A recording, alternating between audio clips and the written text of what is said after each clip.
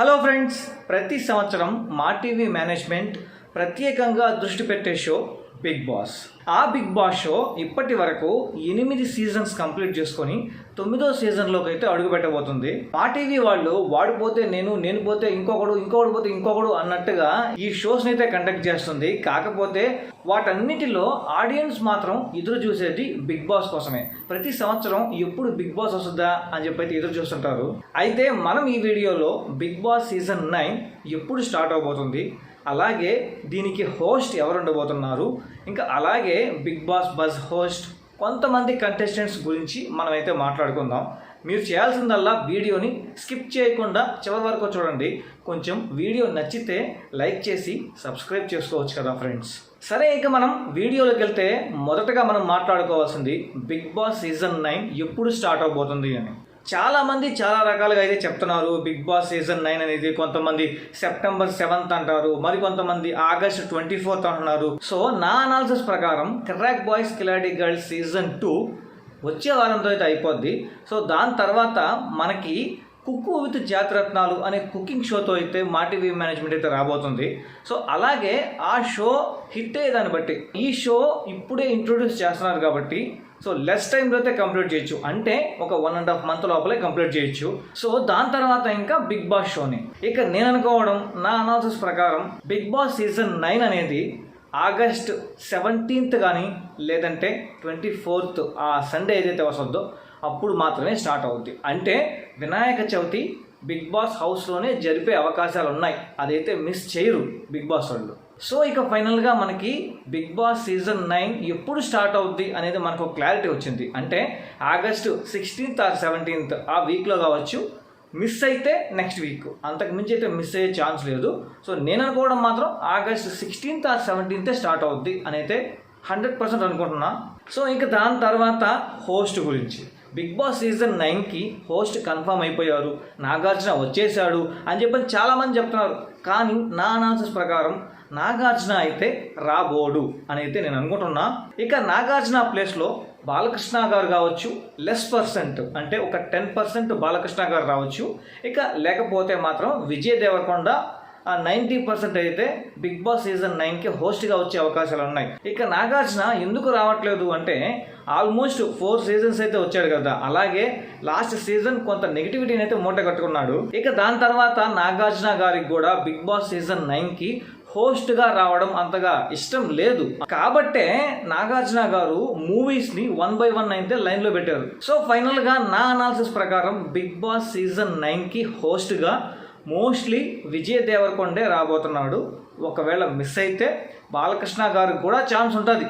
So ఫైనల్గా ఇప్పటి వరకు హోస్ట్ ఎవరనేది మాత్రం ఇంకా ఫైనలైజ్ చేయలేదు.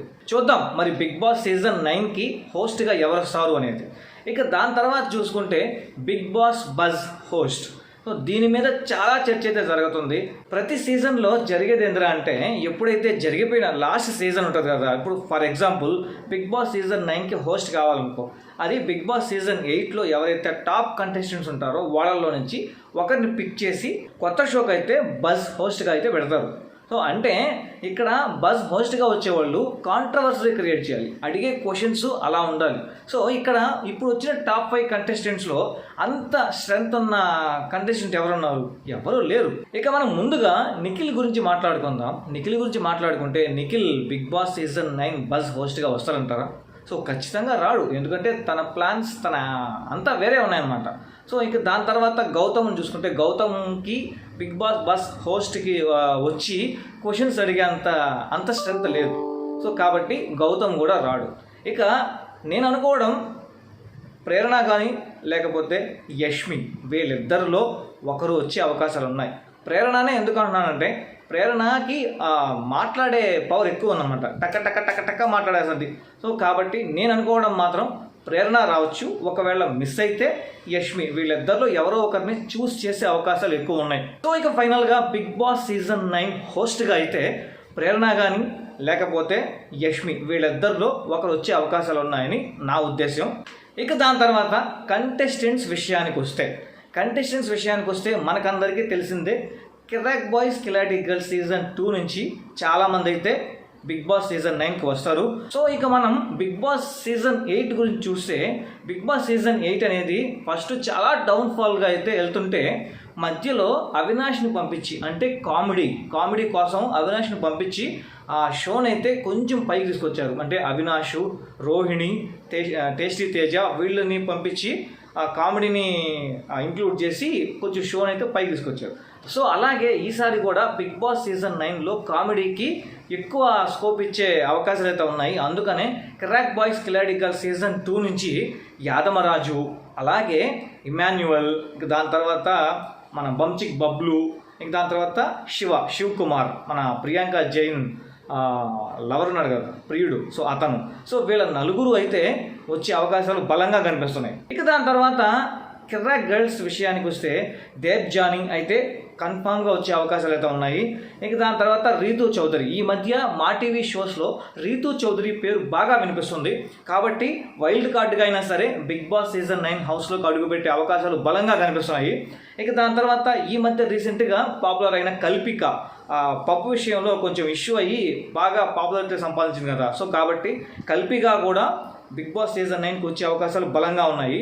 ఇక దాని తర్వాత ఈ మధ్య రీసెంట్గా అలేఖ్యా చిట్టి పికిల్స్ కొంచెం కాంట్రవర్సీ అయ్యి బాగా మన రమ్య పాపులర్ అయింది కదా. సో రమ్య ఈ మధ్య సినిమాలో ఒక సైడ్ క్యారెక్టర్ కూడా చేసింది.